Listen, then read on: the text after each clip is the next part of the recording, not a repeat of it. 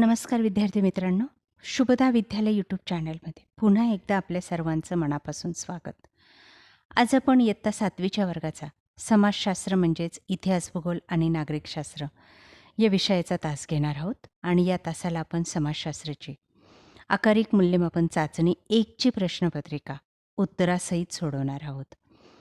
ही प्रश्नपत्रिका आपल्याला चालू शैक्षणिक वर्ष म्हणजेच 25-26मध्ये नक्कीच उपयोगी ठरणारी आहे. यासारख्या इतर विषयांच्याही प्रश्नपत्रिका आपल्याला हव्या असतील तर आपल्या चॅनलला सबस्क्राईब करून बेल आयकॉनवर क्लिक करा, म्हणजे नवीन व्हिडिओची नोटिफिकेशन आपल्यापर्यंत सहज पोहोचेल. त्याचबरोबर आपल्याला हा व्हिडिओ उपयोगी वाटला तर व्हिडिओला लाईक करा, आपल्या मित्रांना शेअर करा आणि यानंतर कोणत्या विषयाची प्रश्नपत्रिका हवी ते कमेंट करून नक्की सांगा. चला तर मग अधिक वेळ न घालवता आपण इयत्ता 7वीची समाजशास्त्र या विषयाची 20 गुणांची चाचणीची प्रश्नपत्रिका उत्तरासहित सोडवू.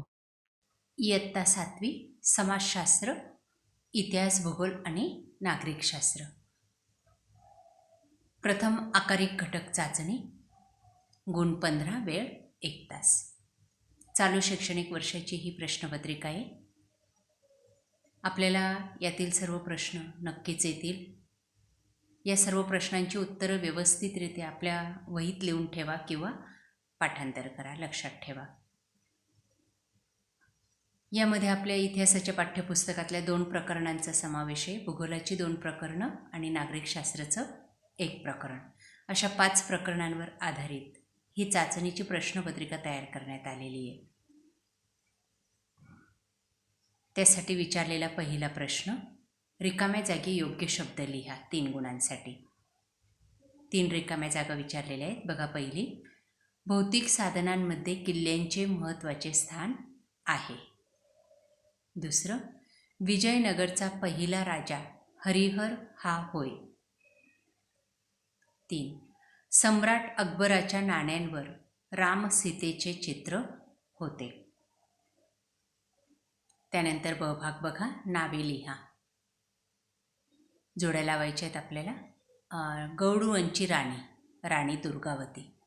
उदयसिंहाचा पुत्र महाराणा प्रताप. मुघल सत्तेचा संस्थापक तो होता बाबर. त्यानंतर प्रश्न दुसरा 4 गुणांसाठी. 1 ते 2 वाक्यात उत्तरं लिहायचे. पहिलं, कृष्णदेवरायच्या कारकिर्दीत कोणत्या मंदिराचे बांधकाम झाले? त्याचं उत्तर आहे, कृष्णदेवरायाच्या कारकिर्दीत विजयनगरमधील हजार राम मंदिर व विठ्ठल मंदिर यांचे बांधकाम झाले.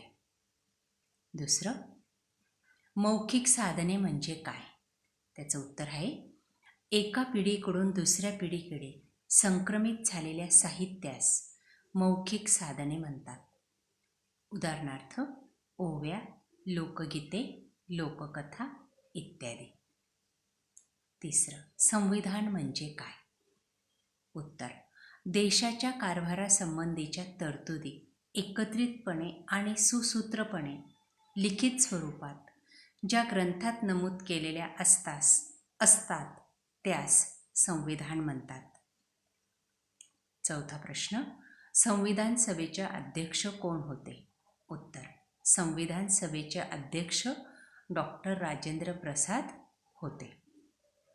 प्रश्न तिसरा 5 गुणांसाठी आहे. बघा, पहिला प्रश्न भूगोल विषयावर आधारित. सूर्यग्रहण पाहताना कोणती काळजी घ्याल? उत्तर, सूर्यग्रहण उघड्या डोळ्यांनी पाहणे टाळू.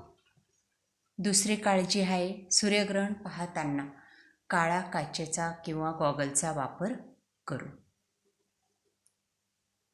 त्यामुळे डोळ्यांना कुठल्याही प्रकारची हानी पोहोचणार नाही, कारण की सूर्यग्रहण पाहताना डोळ्यांना हानी पोहोचते. ही काळजी सूर्यग्रहण पाहताना घेऊ. पुढचा प्रश्न, आपला देश कोणत्या गोलार्धात आहे?